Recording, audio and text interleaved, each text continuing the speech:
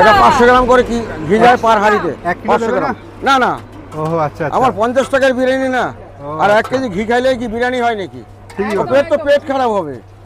এই চলে গেল সেই ঐতিহাসিক মুহূর্ত নাকি? একদম একদম একদম। এটা কতটা গেল? 500 গ্রাম। 500 গ্রাম আচ্ছা। আমার পার হাঁড়িতে 500 গ্রাম। না না, গরম করি না, আমার কোনো গরম করা নেই। আচ্ছা, একদম দেশি ঘি কিন্তু বাহ, একদম এই দেশি কালারটা ঘি। অলরেডি বেরোতে শুরু করে দিয়েছে। বাহ বাহ বাহ, কালারটা তো হেভি এসছে। বাহ, কি উঠছে গো! দেখো না কি পিসগুলি উঠছে? দেখো, কি উঠছে? আলুর পিসগুলি দেখো। 50 টাকার বিরিয়ানি দেখো, বাহ বাহ বাহ। 50 টাকার বিরিয়ানিটা শুধু দেখো।